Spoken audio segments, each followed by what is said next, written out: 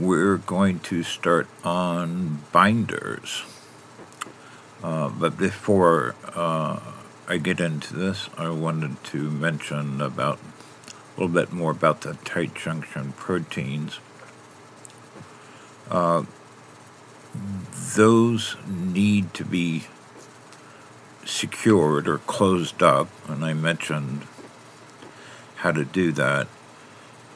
One of the issues is that if those tight junction proteins are open, or again, we're talking about leaky gut syndrome, same thing, then cytokines become released heavily under that. And there's a number of cytokines. They're inflammatory.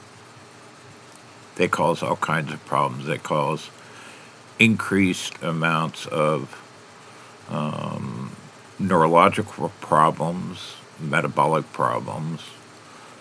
They also continue to hurt the tight junction proteins because they're so inflammatory. And we're trying to reduce inflammation. So I just thought that was worth mentioning. But on binders, as I mentioned here, binders are just what they sound like. They bind toxins that are circulating, and these toxins that circulate cause damage to cell behavior. So in the ME/CFS model, then there are high amounts of inflammatory events that are going on, and part of this inflammation is that produces a very toxic byproduct. There's several toxins, classifications of toxins I will not go through. And as a result, these toxins then begin to circulate. They cause damage to cells. They cause your metabolism, your energy production to start to fall off. Causes neurological problems. So there's a whole host of these things, and it's not helping when toxins are circulating. It's not helping at all. So I found that as I increased my different binders, then everything started to improve, and I've experimented with a multitude of these. I will note that some binders have tendencies for constipation issues, so you want to keep that in mind. One of the most effective binders I use is charcoal. I use activated charcoal. I buy a tub of it, a pound of it on Amazon for $15 or something. It'll last me at least a month. I take a pretty heavy dose. Charcoal has an affinity for certain particular toxins, especially in the gut. And the gut is a central point of the ME/CFS models for several reasons. Reason one is immunity is located there. They estimate at 70%. There are lots of lymphoid or immune structures in the gut. So these immune factors are constantly being agitated from the inflammation. And so I found out that charcoal in particular was quite effective. I also mentioned zeolites. And zeolite's another very effective one. There's a couple different versions. I give a link for one of them I think is excellent. It's powder form.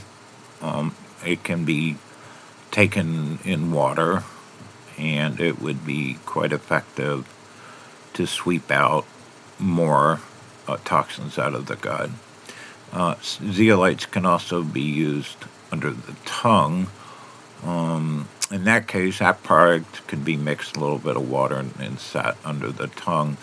And sublingual delivery, or putting it under the tongue, is greatly effective for getting throughout the whole entire body. I've used it for a number of things, like, say, B12 delivery. It's quite effective for that, and you could use it for a number of things. There's another product I use that is a zeolite-based product. It's excellent, and I will put a link in there. That is delivered sprayed into the mouth and let it soak under the tongue, and it would have more systemic effects, whereas the powder, if you were taking a glass of water, likely would get systemic, but it would stay concentrated within the gut area. If those two are constipating, then I mentioned chlorella, and chlorella has an affinity for binding toxins, a little bit different set of toxins.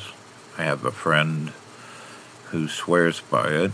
I've taken it multiple times. I would indicate that you want to use the organic brand. You can get it on Amazon. Earth Circle is the name. And the reason why I mention that is because there were studies done on other chlorella, and they found, because it's like a vacuum, well, unfortunately, in some of those products, they found environmental toxins in them. And I'm going, well, you're just adding to your problem. So, according to that report, the Earth Circle was quite good. And there is also modified citrus pectin. That is an interesting product that has the ability to bind toxins, but they also found out that it had a secondary benefit, and that was to break up microclots.